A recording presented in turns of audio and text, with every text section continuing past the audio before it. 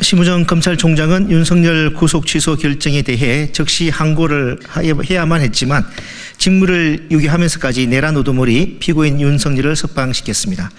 김성훈 경호차장이 비상계엄 수사가 본격화되자 대통령실 비화폰 서버 관리자에게 연락해 윤석열 대통령의 지시라며 여인형 방첩사령관 등의 통화 기록을 지우라 등의 진술을 확보하면서 증거인멸 시도 정황이 뚜렷함에도 불구하고 김성훈 경호차장과 이광호 경호본부장에 대한 구속영장을 수차례 기각하기도 했습니다. 2024 헌납 8 피청구인 대통령 윤석열을 파면한다. 헌법재판소의 탄핵 결정으로 민간인 윤석열로 돌아왔습니다. 헌법 제84조의 불소추 특권은 더 이상 없습니다. 검찰은 민간인 윤석열을 즉시 재구속해야 하지 않겠습니까? 민간인 윤석열에 대한 혐의는 12.3 불법 비상계엄 관련 내란 우두머리 혐의만이 아닙니다.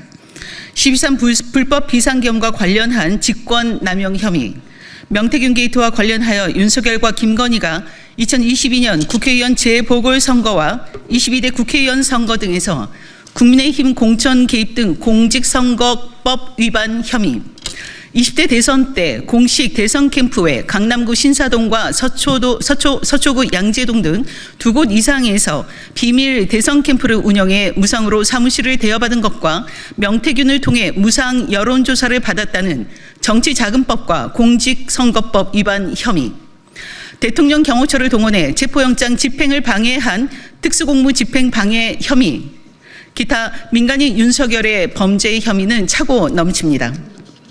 또한 대선 후보 때 김만배와는 일면식도 없다.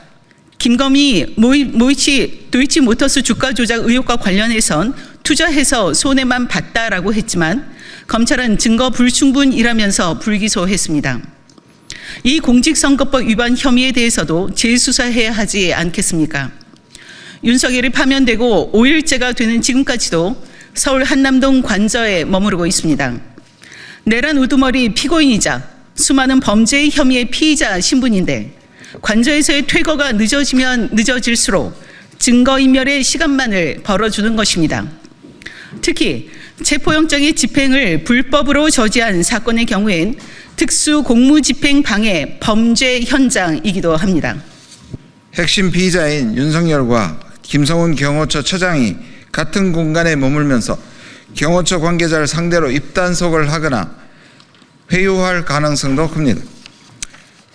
관저의 드레스룸, 스크린 골프 연습시설 등 불법 증축 의혹도 있지 않습니까?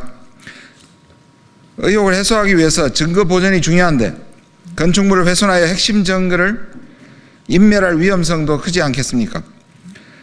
더군다나 대통령 기록물법에 따라 파면 직후부터 대통령 비서실, 국가안보실, 대통령 경호처의 초소의 기록을 대통령 기록관으로 이관하는 절차가 시작됐는데 지정 기록물이 되면 최대 30년까지 기록물에 대한 접근이 어렵습니다.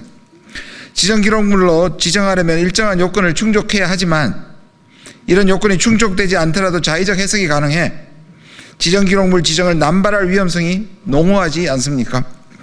게다가 현 대통령 기록관장의 임기는 충분히 남아있음에도 불구하고 탄핵 직후인 올해 2월부터 대통령 기록관장 교체에 나섰습니다.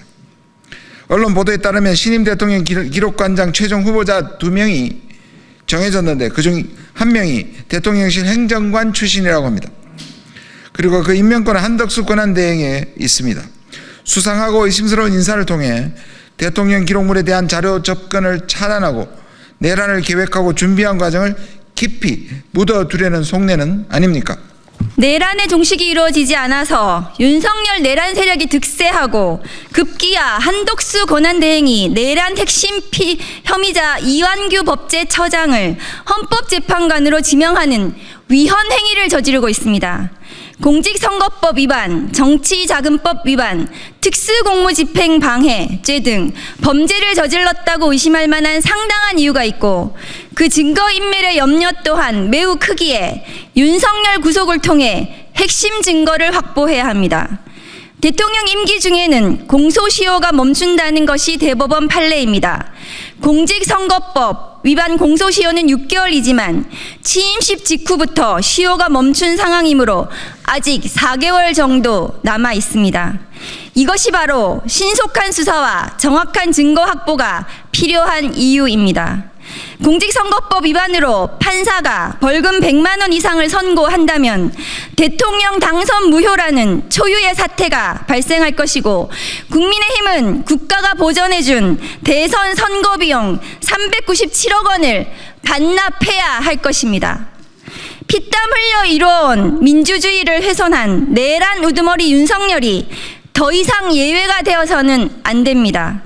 내란 우두머리 윤석열과 내란 세력에 대한 엄중한 처벌만이 사회적 혼란과 갈등을 해결하고 민생 파탄을 끝내는 유일한 방법입니다. 심우정 검찰총장은 즉시 내란 우두머리 윤석열을 구속하기를 촉구합니다.